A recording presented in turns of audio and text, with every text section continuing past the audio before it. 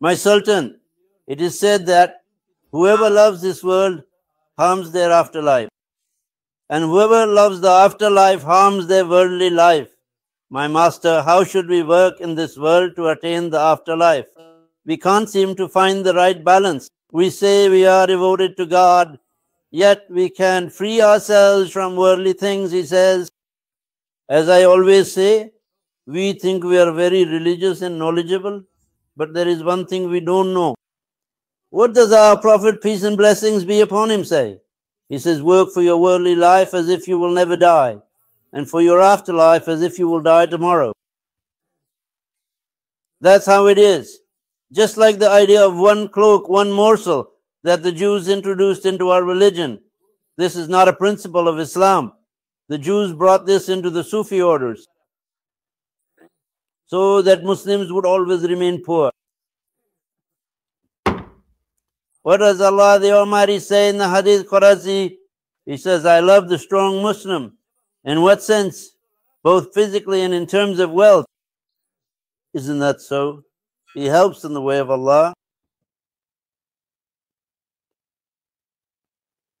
Otherwise, he is married, has established a home, he has children. But instead, with prayer beads in hand, he is dependent on others. Your wife and children have rights over you. Take care of them properly. Even the prophets, all of them had a profession.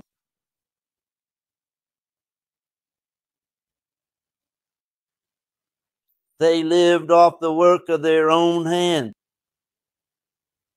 A few years ago, the late and much respected Shukran, we encountered someone quite remarkable. Look at this. The man had actually stayed in Pakistan for a significant period of 4 years, and they affectionately referred to him as our esteemed Sheikh.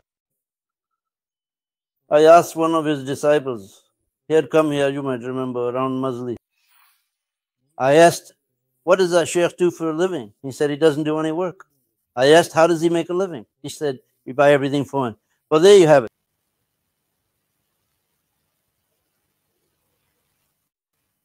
That's really problematic. May God bless them. The disciples take care of everything, but you should have your own income. How wrong is that?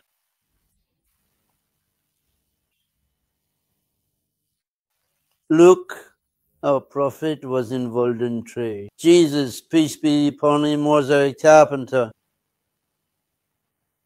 Solomon, peace be upon him, used to make baskets from things like reeds, from Bakshi, he made all of them. David, peace be upon him, was a blacksmith.